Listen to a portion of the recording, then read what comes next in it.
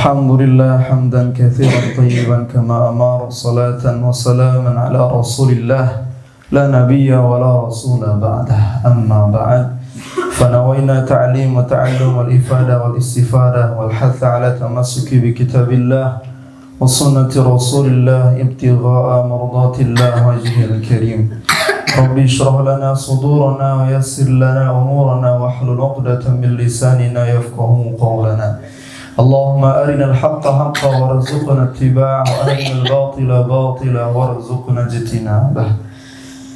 Bersama-sama kita bersyukur kepada Allah dapat berjumpa di pagi yang mulia ini. Semoga senantiasa Allah berikan rizki kepada kita untuk melaksanakan sholat subuh berjamaah.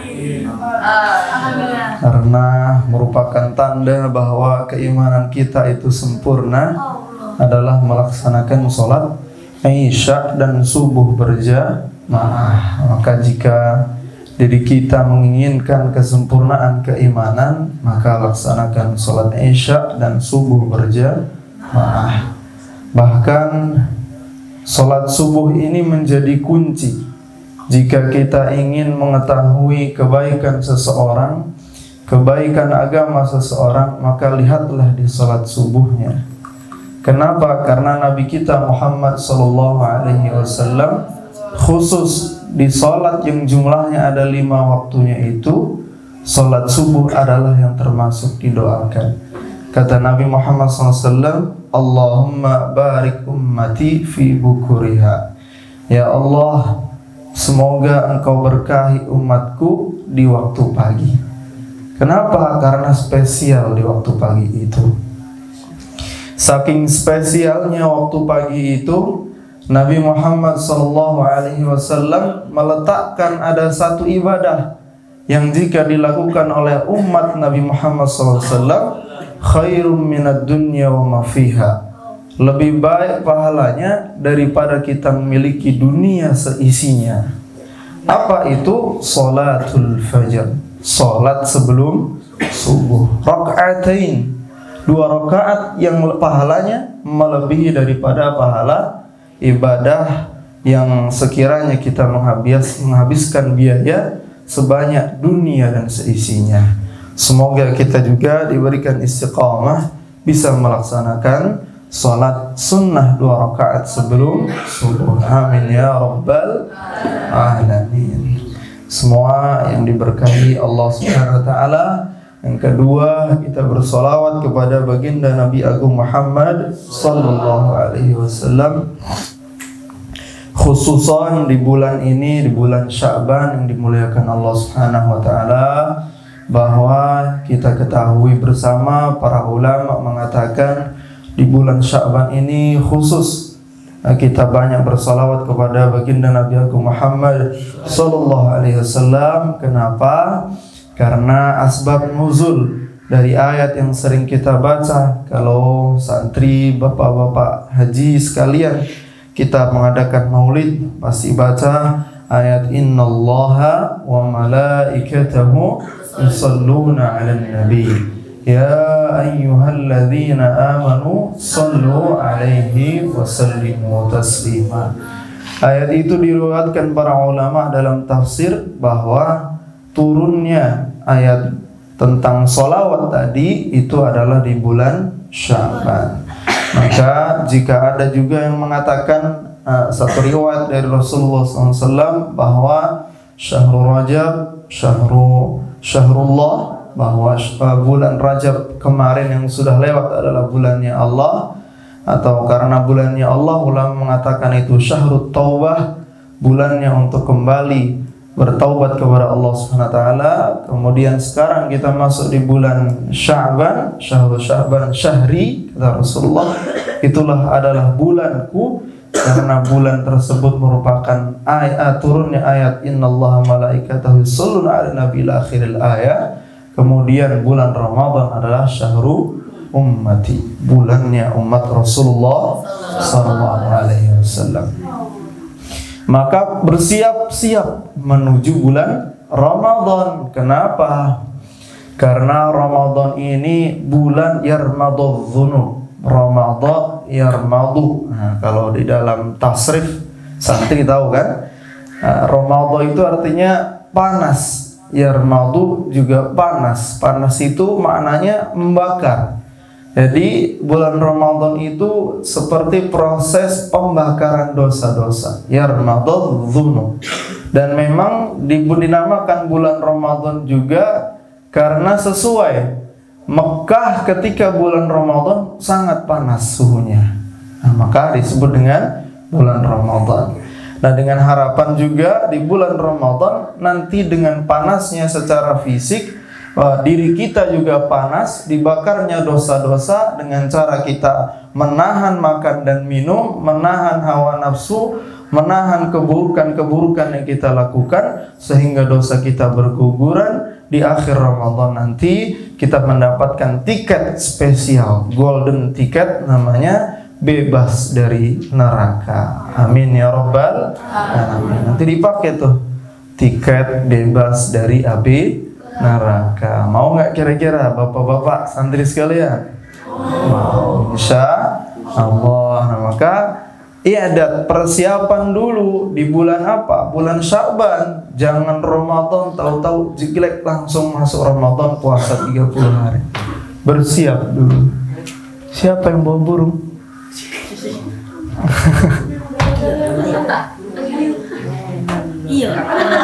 Keluarkan. Coba keluarin, bisa nggak? Takut. Burung apa sih? Oh, burung boy. Oh, bisa masuk. Baik, kita lanjutkan.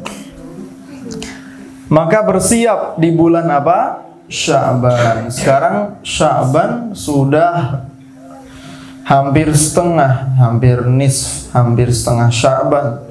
Maka bersiap. Ada satu hadis Rasulullah SAW dari sahabatnya bertanya, saya sudah sering ulang ini karena riwayatnya yang paling sahih yang kita temukan tentang bulan Sya'ban. Ada salah satu sahabat Rasulullah sallallahu alaihi wasallam bertanya kepada Rasulullah, "Ya Rasulullah, wahai Rasulullah, lam ara tasumu min syahrin minasy-syuhur ma tasumu Sya'ban." Kata sahabat tadi, "Wahai Rasulullah, saya tidak pernah melihat engkau berpuasa di bulan dari antara bulan-bulan yang lainnya selain bulan suci Ramadan sebagaimana engkau berpuasa di bulan Sya'ban." Saya nggak pernah lihat puasa Rasulullah yang saking banyaknya lebih daripada di bulan Sya'ban. Padahal di bulan Sya'ban kan nggak wajib puasa. Yang wajib puasa di bulan Ramadan. Kata Rasulullah SAW menjawab pertanyaan sahabat tadi, "Dzaka syahrun yughfalun nas." Kata Rasulullah, ini memang bulan di mana banyak manusia, masyarakat melupakan bulan ini, yaitu bulan Sya'ban. Orang misalnya fokus di bulan Rajab, karena Rajab ada Isra Mi'raj. Banyak agenda-agenda, di sana Isra, di sini Mi'raj, di sana Isra Mi'raj, di situ Isra Mi'raj. Semua berlomba-lomba mengadakan perayaan Isra Mi'raj. Tapi lupa kadang Sya'ban juga penting, karena Sya'ban persiapan untuk Ramadan. Bahkan Sya'ban lah kita poya-poya dulu sebelum berpuasa 1 bulan. Nanti siang udah nggak boleh makan lagi. Sya'ban kita makan sebanyak-banyaknya, pesta. Nah, ada yang seperti itu. Maka kata Nabi, inilah bulan di mana banyak manusia melupakan bulan tersebut, yaitu bainar Rajab wa Ramadan, di antara bulan Rajab dan Ramadan, maksudnya Sya'ban. Termasuk Rasul menambahkan jawabannya, wa huwa syahrun yurfa'u fihi al-a'mal ila rabbil alamin.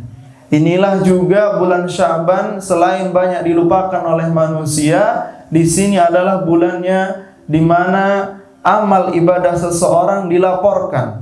Dari rapot selama bulan Ramadan tahun kemarin sampai sekarang ini Sya'ban, dari Sya'ban ila Sya'ban, dari Sya'ban 1 yang kemarin sampai sekarang akan dilaporkan amal ibadah kita, insya Allah. Maka kata Nabi, wa ahabbu ayyurfa'a amali wa ana shaim.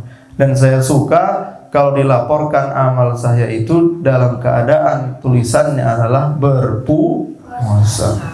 Jadi catatan terakhir, Nabi Muhammad dalam keadaan berpuasa. Atau misalnya santri Rahmal Fajar dari Sya'ban sampai Sya'ban terakhirnya Sya'ban kemarin puasa, catatan terakhir dalam bukunya tulisannya juga berpuasa. Masya Allah. Itu maka akan menjadikan nilai positif, menjadikan keuntungan bagi kita jika yang terakhir dilaporkan dari diri kita kepada Allah Subhanahu wa taala dalam 1 tahun kita dalam keadaan berpuasa. Alhamdulillah. Baik. Yang kami muliakan, yang kami hormati semua para hadirin, Bapak Haji, wali santri semuanya, dan para santri sekalian, kita bersama-sama berkumpul dalam rangka ingin saling mengingatkan, watawasau bil haqqi watawasau bis sabr, saling mengingatkan. Di sini bukan untuk berceramah, tapi kita ingin baca bersama kaul para ulama. Kebetulan guru kita Ustaz Salman dan Ustaz Hamdan mungkin berhalangan, maka untuk mengisi kekosongan, kalau bahasa santri namanya badal, pengganti, dan badalnya badal ghalat. Badal ghalat itu badal yang salah sebenarnya karena belum cocok menggantikan apa yang digantikan.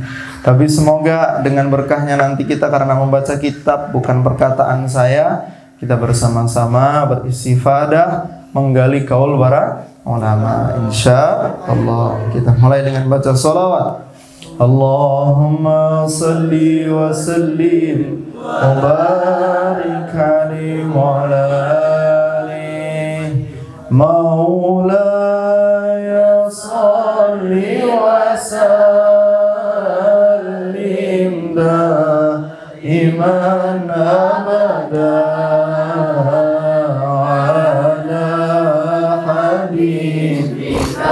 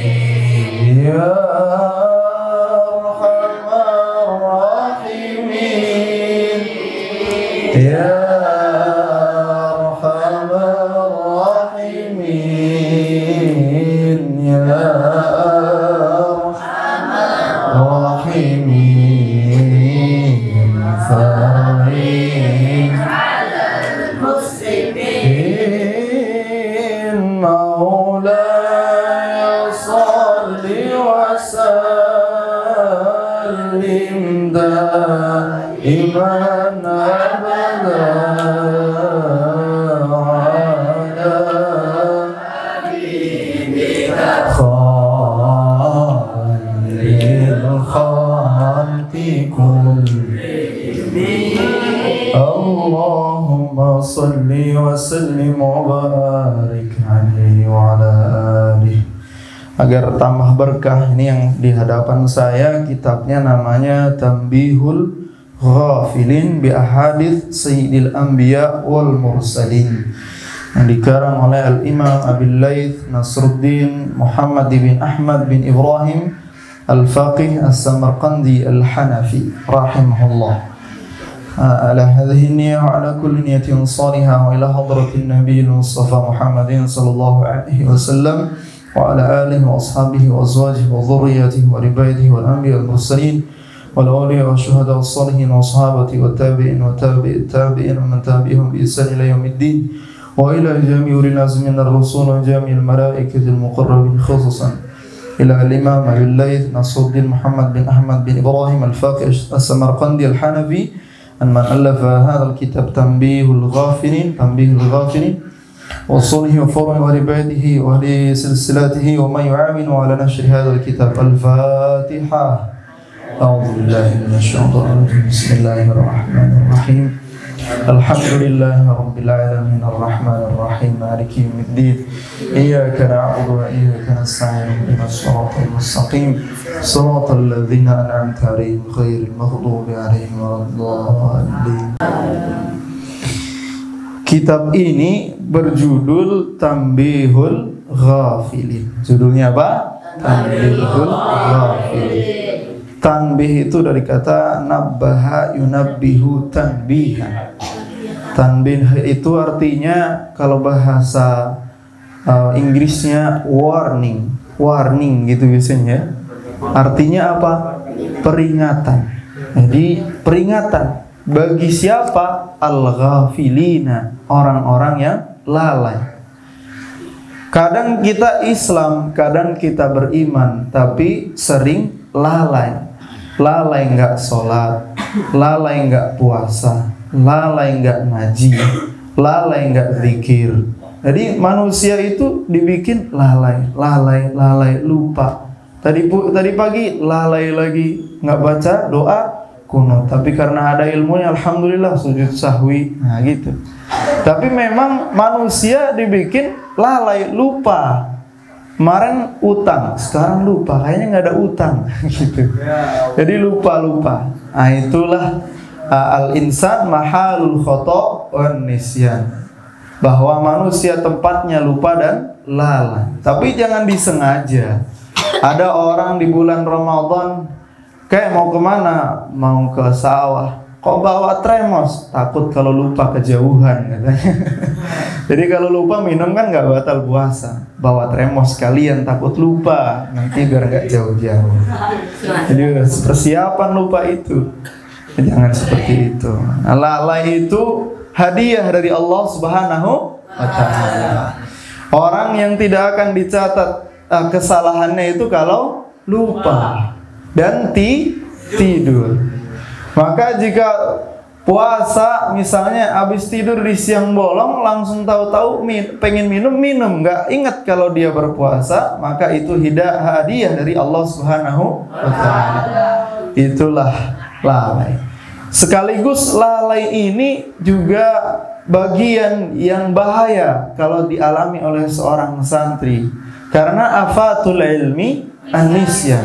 Bahayanya ilmu lupa. Ilmunya sudah setinggi prof, tapi lupa apa yang menjadi ilmu dia, maka tidak ada maknanya. Santri udah hafal alfiyah misalnya, tapi tahu-tahu lupa, ada artinya enggak? Nggak ada yang dihafalkan. Kemudian misalnya ngafal Al-Quran selembar 2 lembar, lupa, namanya jadi nggak hafal. Nah lalai itu juga yang membuat siapa? Allah Subhanahu wa Ta'ala. Maka santri harus sering berdoa, ya Allah jauhkan saya dari lalai, sehingga ilmunya tetap dititipkan kepada kita.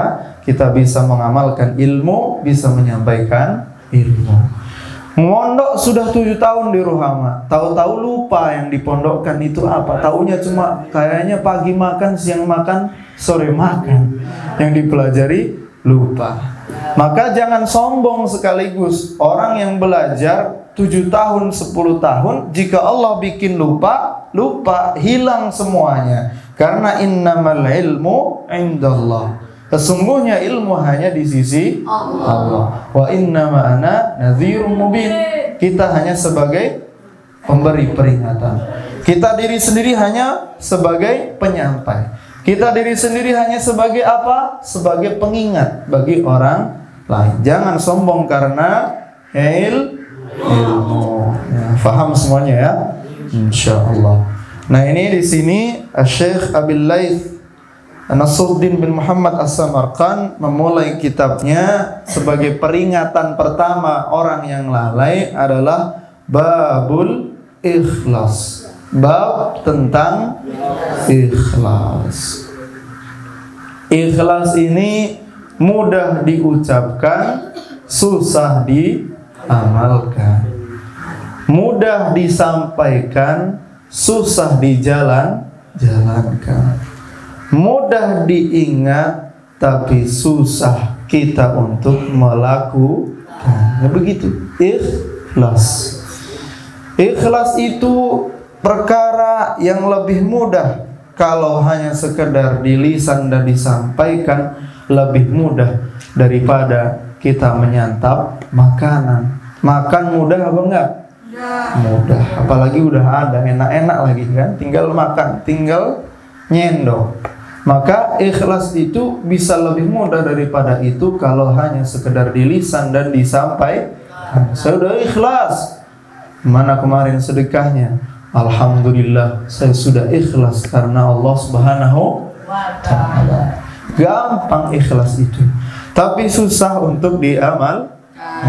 Semoga yang susah-susah ini Allah buat menjadi di diri kita mudah. Amin ya rabbal alamin. Bapak-bapak, Bapak Haji semua, Ustaz dan juga para santri yang dimuliakan Allah Subhanahu wa ta'ala, saya baca hadisnya yang pertama. Qala al-muallif rahimahullahu ta'ala wa nafa'ana bi ulumihi wa ulumi as-sa'iris salihin fid dharain. Amin ya rabbal. Qala al-faqih rahimahullah qala haddatsana Muhammad bin al-Fadl ibn Ahnaf qala haddatsana Muhammad bin Ja'far الكرابيسي قال حدثنا إبراهيم بن يوسف قال حدثنا إسماعيل بن جعفر عن عمر مولى المطلب عن عاصم عن محمود بن لابد أن النبي صلى الله عليه وسلم قال أخواف ما أخاف عليكم الشرك الأصغر قالوا يا رسول الله وما الشرك الأصغر قال الرياء يقول الله تعالى لهم يوم يجازي العباد بأعمالهم اذهبوا إلى الذين كنتم تراءون لهم في الدنيا فانظروا هل تجدون عندهم خيرا أو كما قال النبي صلى الله عليه وسلم. Ada sebuah hadis Nabi Muhammad sallallahu alaihi wasallam yang diriwayatkan oleh Abu Laits As-Samarqand ini dalam kitab Tanbihul Ghafilin. Beliau berakhir pada sahabat Nabi namanya Mahmud ibn Labid, bahwa Nabi Muhammad SAW pernah bersabda, wahai umatku, kata Rasulullah, perkara yang saya sangat takutkan yang akan terjadi di antara umat-umatku nanti adalah asyirkul asghar, syirik yang kecil. Syirik itu ada yang besar, ada yang kecil. Para sahabat bertanya, ya Rasulullah, wahai Rasulullah, apa itu syirik kecil? Jangan-jangan kita melakukan syirik kecil. Dan syirik ini dosa yang tidak akan pernah diampuni Allah Subhanahu wa ta'ala. Bahwa Allah yaghfirudz dzunub, mengampuni dosa semuanya illa syirk, kecuali syirik. Syirik itu menyekutukan Allah, menduakan Allah. Manusia saja diduakan itu nggak terima, apalagi Allah Subhanahu. Sudah diciptakan manusia dengan seutuhnya, bisa bernafas, bisa berusaha, difasilitasi, kasih rizki, kasih rumah, kasih istri, kasih anak, dikasih semuanya. Ternyata selama hidupnya dia mensekutukan Allah Subhanahu wa ta'ala. Maka kayak seperti orang tidak berterima kasih. Kita ibaratkan gini saja. Kita punya teman, kita dampingi mulai dari SD. Kalau jajan nggak punya duit, kita jajanin. Kalau dia sedih, kita temenin. Kalau lagi dia susah, kita hibur. Kalau pas besar, kita bareng sekolah, hidup bersama, ngekos bareng, makan bareng. Kalau nggak punya, saling bantu. Giliran gede, nggak berterima kasih. Kira-kira atau bahkan menyakiti kita, menipu kita bahkan. Kira-kira sakit nggak itu? Sakit. Itu baru sesama manusia. Bagaimana dengan Allah yang memfasilitasi semua yang ada di diri kita, termasuk jasad yang ada di diri kita? Fasilitas dari siapa? Allah Subhanahu wa ta'ala. Buktinya kalau sudah meninggal, jasad masih milik kita enggak? Enggak, masih milik tanah. Kalau jasad kita memang digunakan untuk ibadah, tanah enggak mau menghimpit kita. Belatung, cacing, and the gang tidak mau memakan kita kalau itu masih kita gunakan jasad kita untuk amal ibadah dengan baik. Gimana kalau berbuat maksiat? Maka na'udzubillah tsumma na'udzubillah, tidak ada yang tersisa. 3 hari habis sudah berebut cacing. Nah, maka saking kita nggak punya apa-apa di dunia ini, semuanya harus serba ikhlas karena Allah Subhanahu wa taala. Sahabat tadi nanya, "Wahai Rasulullah, apa itu syirik kecil?" Kata Nabi Muhammad SAW, syirik kecil itu apa? Ar-riya. Riya itu bagian dari kecil dari sombong. Riya itu menampilkan amal ibadah. Ibadah hanya karena manusia. Mengekspos, menginformasikan amal ibadah diri sendiri. Ini saya nih tadi malam alhamdulillah tahajud 12 rakaat alhamdulillah. Gitu. Kelihatannya alhamdulillah, tapi sebenarnya dia ingin dikatakan oleh orang lain, oh baru sholat tahajud 12 rakaat. Ya ternyata yang di sampingnya lebih hebat lagi. Saya tadi malam udah 100 rakaat. Alhamdulillah. Jadi majelisnya jadi majelis ria. Gitu kan, ada majelis ria. Bahaya gitu. Nah, ria ini termasuk perkara yang berbahaya. Maka jika belum mampu menahan ria, jangan dibilang. Cukup saya dan Allah yang tahu. Makanya dibiasakan alhamdulillah di masjid, masukkan kotak amal, tangan kanan memasukkan, tangan kiri tidak tahu. Kenapa tidak tahu? Emang nggak diberi tahu ya. Maka itu isyarat sebenarnya, tangan kanan pasti tahu sebenarnya. Tapi kita ingin bahwa segala amal ibadah kita itu hanya antara diri kita dengan Allah Subhanahu wa taala. Sebenarnya level lebih tingginya lagi bukan seperti itu. Amal ibadah yang levelnya lebih tinggi daripada tadi adalah jika kita mampu menunjukkan kepada orang lain niat ingin mengajak, tapi hati kita nggak ada riaknya. Itu lebih tinggi lagi. Level yang sebelumnya dia masih terpancing riya, maka cara amalnya orang yang level di bawahnya jangan diberitahu sama orang lain. Kalau sudah aman dari riya diri kita, sudah mampu menjaga riya karena istiqomah beribadah, beramal dengan tanpa diketahui orang lain, hati kita sudah mulai ikhlas kepada Allah, maka mulailah untuk mengajak orang lain. Mulai bilang boleh. Saya tadi alhamdulillah seperti ini, ayo kita bareng-bareng. Nah, itu sudah hatinya tidak terpancing riya. Namanya udah berdakwah, mengajak kepada orang lain. Ud'u ila sabili rabbik. Ajaklah menuju jalan Allah. Itu perintah Allah mengajak kepada menuju jalan Allah. Nah, tapi tetap harus menjaga hati daripada riya. Allah berfirman, berkata ketika nanti hari dibalasnya para hamba-hamba Allah dengan amal-amal mereka, hari pembalasan, kata Allah Subhanahu wa taala, "Idhabu ilal ladzina kuntum tara'una lahum."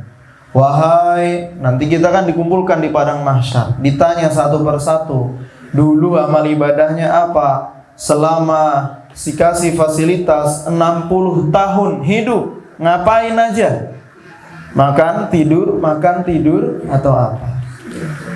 Atau ibadah, atau berpuasa, atau mengaji, atau hadir di Ruham Al-Fajar mengikuti pengajian, ditanya itu semuanya. Kakinya untuk apa? Oh, untuk melangkah ngaji di Ruham Al-Fajar setiap hari Minggu. Nah, semoga ini juga menjadi wasilah kita nanti mendapatkan ampunan Allah Subhanahu wa taala. Nanti jadi kita bareng-bareng menuju surganya Allah melalui kloter Ruhama Al-Fajar. Amin ya rabbal alamin. Pas dikumpulin Allah tanya, bukan Allah tanya, Allah berfirman, Allah berkata, "Idhabu, kalian pergilah semua ilal ladzina kuntum tara'una, kepada dulu orang-orang yang kamu riakkan, kepada dulu orang-orang yang kamu ajak mengenali amal ibadah kamu karena kamu ingin dipuji sama dia. Pergi sana ke orang yang dulu kamu bangga-banggakan dengan amal ibadahmu. Fanzuru, dan lihatlah nanti di mereka, tunggulah, mintalah. Hal tajiduna indahum khaira, apakah di sana ada kebaikan yang dapat kamu miliki? Dulu saya kalau sudah sholat atau bersedekah bilang sama tetangga, alhamdulillah bang, pak, Pak D, Pak Le, Cing, Cang, saya sudah berwakaf senilai 10 miliar di pesantren. Alhamdulillah. Tapi hatinya terbawa ria. Dia ingin mengatakan, saya sudah melakukan amal seperti ini sekian agar dipuji. Oh, ternyata bapak yang itu memang orang baik. Maka hatinya ingin dipuji orang itu, dia dapat pujian dari orang yang dimaksudkan, nanti di akhirat langsung disuruh Allah, pergi kepada orang yang dulu kamu inginkan pujiannya. Karena kamu tidak menginginkan pahala Allah Subhanahu wa ta'ala. Maka saya nggak bertanggung jawab, kata Allah. Kamu kan pengen dipuji dia, nggak pengen dapat pahala dari saya, kata Allah Subhanahu wa ta'ala. Maka na'udzubillah, semoga amal ibadah kita dijaga dari sifat riya. Nah, dalam kitab Tanbihul Ghafilin, peringatan bagi orang yang lalai yang pertama adalah menjaga amal ibadah agar tidak riya, agar tidak kita kibar, sombong terhadap amal ibadah diri sendiri. Semoga kita dijauhkan dari itu semuanya. Amin ya rabbal alamin. Tapi bapak-bapak sekalian, bapak haji, orang tua kita sekalian, dan juga para santri, para dewan ustadz, bahwa bukan berarti masih riya tidak beramal. Nah, itu salah juga. Beramallah selagi riya, karena nanti akan Allah tolong untuk terbebas dari sifat itu. Tetap terus istiqomah. Kalau sholat nunggu ikhlas, nggak sholat. Sholat dulu, baru nanti dikasih ikhlas. Puasa dulu, baru nanti dikasih ikhlas. Apalagi sedekah dulu, baru nanti dikasih ikhlas. Faham kira-kira ya? Masya Allah. Santri juga gitu. Ngaji harus, bukan karena bapak emaknya di rumah, bukan karena ustadznya, bukan. Saya ini ngapalin Al-Quran nih biar dipuji Ustadz Hamdan. Salah, rugi. Nggak perlu dipuji sama Ustadz Hamdan, hafalkan Al-Quran. Sehingga nggak perlu istilah dibotak, digundul, diserut, dipotong, dipangkas, apa semuanya itu yang berkaitan dengan hukuman sudah tidak ada lagi. Karena Rohama Al-Fajar modalnya apa? Ikhlas. Santrinya ikhlas, gurunya ikhlas, yang terjadi Allah ridho, Allah kasih ilmu kepada muridnya, Allah kasih pahala kepada gurunya, dan amal jariyahnya terus menerus. Nanti kalian mengajarkan lagi kepada orang lain terus menerus. Ini yang terjadi antara orang satu dengan yang lainnya, ikhlas, amalnya diterima Allah Subhanahu wa ta'ala. Pengen nggak paham ilmu? Pengen nggak cepat paham nahwu sorof? Caranya pas hadir di kelas ikhlas. Yang ada hadir di kelas dengan ngantuk, dengan pikiran marah sama gurunya karena habis dibotak kemarin, dengan pikiran aduh saya nggak suka sama guru yang itu, dengan pikiran aduh saya harus belajar dan menghafal lagi, karena bertubi-tubi masalah-masalah di kepala. Akhirnya bukannya ikhlas yang muncul, tapi membenci. Gimana orang belajar ilmu dengan ikhlas saja belum tentu dapat? Tanya ya, yang hadir pengajian ikhlasnya ikhlas, tapi belum tentu dapat ilmu. Ya, apalagi yang tidak ikhlas. Sallu ala Nabi. Kita lanjutkan. Belum sampai kan ya? Nah, makanannya belum sampai. Nah, baik, bismillah, kita lanjutkan. Qala al-faqih rahimahullah, berkata al-faqih. Mana faqih? Masya Allah. Muhammad Faqih, mana Muhammad Faqih? Ya Allah, ya Rabb, semoga difaqihkan Allah SWT. Innama yuqalu lahum dhalika lianna amalahum fid dunya kana ala wajhil khida' fayu'amiluna fil akhirah ala wajhil khida wa huwa kama qala Allah Ta'ala innal munafiqina yukhadi'una Allah wa huwa khadi'uhum. An-Nisa ayat 142.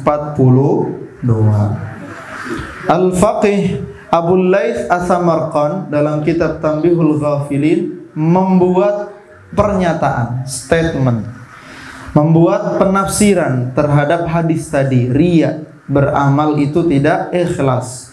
Kata beliau, orang yang beramal tidak dengan keikhlasan karena riya itu seperti orang yang menipu. Seperti orang yang apa? Menipu. Al-khida' itu artinya apa? Orang yang menipu. Dan itu disabdakan Allah di dalam surah An-Nisa ayat 142, innal munafiqina yukhadi'una Allah wa huwa khadi'uhum. Sesungguhnya orang-orang yang munafik, mereka itu menipu, merendahkan. Siapa yang ditipu? Allah. Siapa yang ditipu? Allah. Nipu teman masih aman. Kalau dia lupa, kita aman sudah. Kalau menipu Allah, Allah nggak pernah lupa. Bahaya ini kalau menipu Allah. Wa huwa khadi'uhum, padahal sebenarnya nggak bisa dia nipu Allah. Di sini siapa yang bisa nipu Allah? Saya kasih duit sekarang. Nggak ada kita bisa menipu Allah. Allah la naumalah, nggak pernah tidur. Nggak pernah Allah lupa, nggak pernah Allah meninggalkan amal ibadah yang dilakukan oleh hambanya, lupa membalasnya. Yang kemarin udah dibalas belum ya? Nggak ada bagi Allah kayak gitu. Yang kemarin udah dibayar belum ya? Yang ngerjain nyangkul di belakang, nggak ada bagi Allah. Yang nyangkul, yang ngebersihin jalan dari duri, yang berbuat baik sama orang, yang mendoakan orang lain di malam hari, yang petang gak ada orang lain yang waktu itu melihatnya, Allah gak lupa. Jangan dikira lupa. Dan rugilah kalau orang menganggap Allah itu lupa, bahkan sampai menipu Allah. Kata Allah, tidaklah bisa dia menipu Allah, wa huwa khadi'uhum. Allah nantinya akan menipu dia. Kapan? Di akhirat. Katanya Allah nanti kalau ada amal ibadah akan dibalas. Nanti kata Allah dijawab lagi, wong kamu tuh dulu ngamalin sholat, ngamalin puasa karena ingin dipuji orang lain. Ngapain saya kasih pahala? Tipu loh, ketipu sekarang. Udah susah-susah hidup 60 tahun. Sholat harus diimbangi cari duit. Kalau sholat terus nggak bisa makan, ya nggak? Susah kan hidup ini. Nah, kalau dipikirkan susah. Maksudnya ada usaha. Maka kenikmatan nanti ya di akhirat yang kekal abadi dan tidak ada kesusahan lagi selanjutnya. Mudahnya di dunia masih ada susahnya. Misalnya santri Ruhamal Fajar nanti keluar dari Ruhamal Fajar kaya raya. Amin. Banyak rizkinya. Rumahnya mewah. Mobilnya mewah. Apalagi uangnya melimpah. Emasnya meruah. Semuanya banyak, serba ada. Amin ya Rabbal. Tapi gini, satu contoh kemewahan, mobil misalnya. Mobil nikmat nggak? Dinaiki nikmat nggak? Tapi kamu sesekali masih harus tersiksa sama mobil. Harus servis, harus beli bensin, harus bayar pajak, harus kalau misalnya di jalan ada kegesek sama motor harus bengkelin. Sekali baret 300.000 misalnya. Harus kalau mesinnya rusak sesekali kita juga mengeluarkan uang lagi. Jadi kenikmatannya masih ada tertumpu dengan ketidaknikmatan. Itulah di dunia. Kenikmatan apa di dunia yang gak bertumpu sama kesusahan? Gak ada. Pasti satu nikmat terkait dengan kesusahan yang lainnya. Kalau mampu berpikir dengan jernih dan fair, hitungan satu persatu. Orang bisa bilang, kalau orang lain yang bilang, toh punya mobil mewah, enak bener ya. Kita cuma punya ontel, cuma sepeda ontel sama gerobak. Ya udah, sepeda ontel disyukuri. Nah, karena kalau nggak bersyukur rugi juga. Maka sekali lagi kenikmatan dunia itu pasti menipu. Tapi tetap, kata guru kita Ustaz Salman, kita tetap harus miliki, hanya jangan sampai tertipu. Termasuk amal ibadah kita, jangan tertipu dengan pujian orang. Kita baru sedikit tertipu pujian orang. Orang lain muji itu, oke lah, itu gas. Ibaratin aja gas. Naik motor harus ngegas nggak? Naik mobil harus ngegas nggak?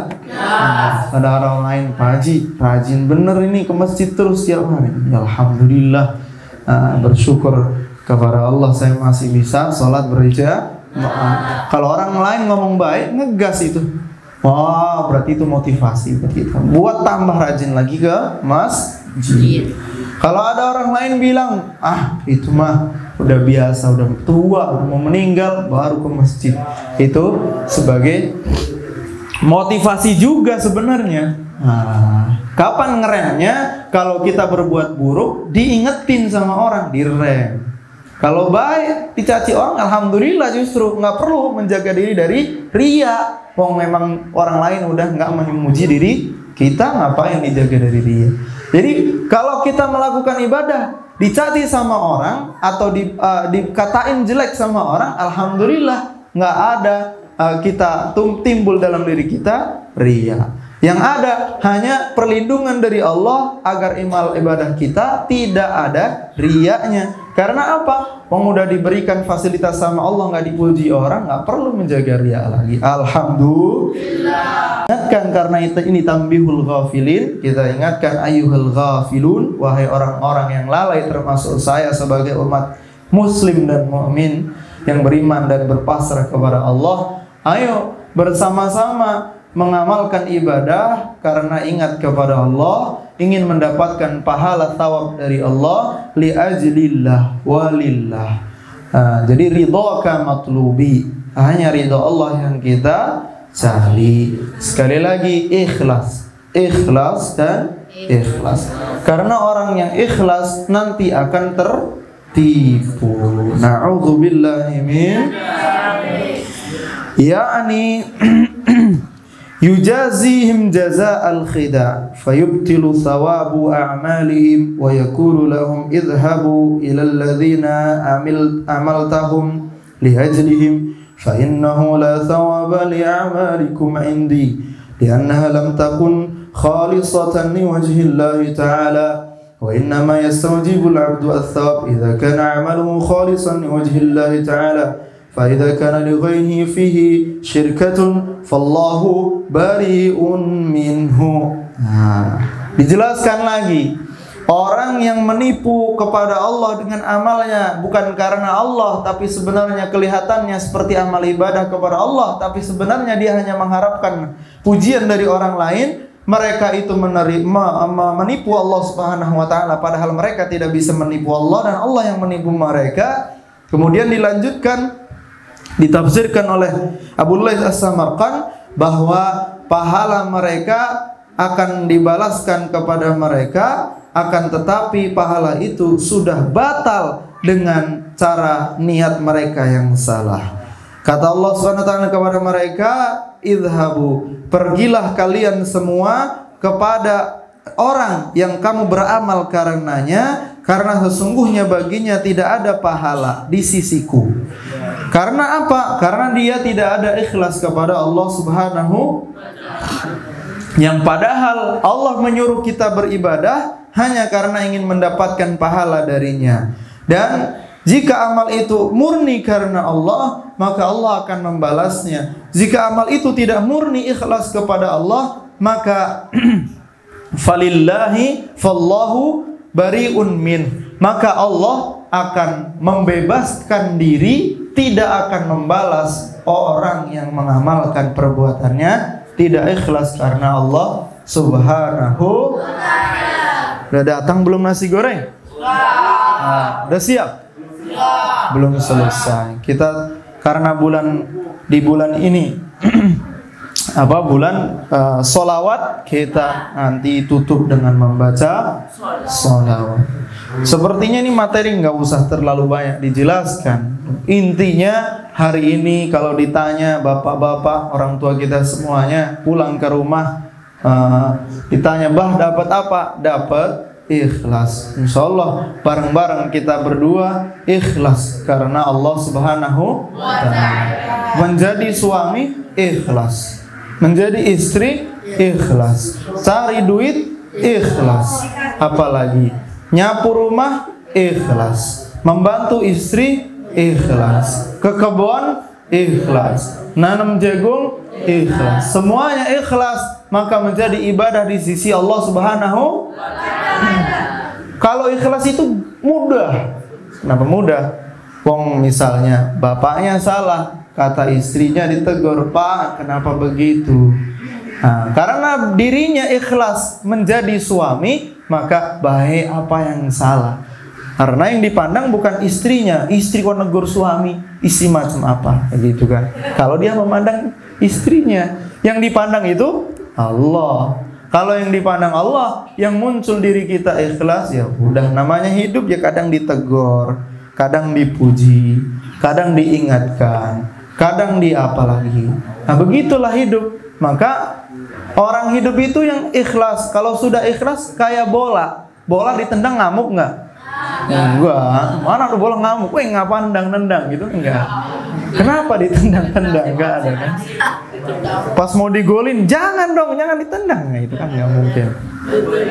Kayak bola, ditendang ke kanan, lari ke kanan, kiri lagi. Ini udah mau di depan gawang, tendangannya lurus. Kenapa bola ini ditendang lurus kok malah menceng gitu? Itu artinya bolanya nggak nurut. Wong yang punya bola itu yang mainin bola. Manusia itu kan di hadapan Allah kayak bola aja, ngikutin aja. Suruh sholat, suruh puasa, suruh zikir. Niatnya apa? Ikhlas gitu. Bola ditendang ke kanan, tendang ke kiri, ke depan. Niatnya apa? Karena mengikuti yang menendang. Gitu aja dah, nggak usah repot-repot. Kenapa sakit? Yang memang lagi dibikin sakit ya ikhlas.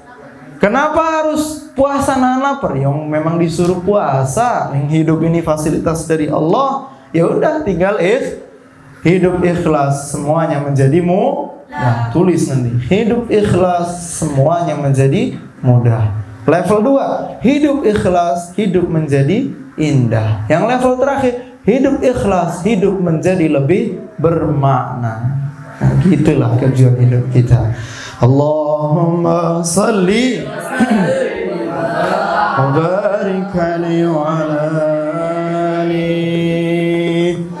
Ya Rabbi salli ala Muhammad.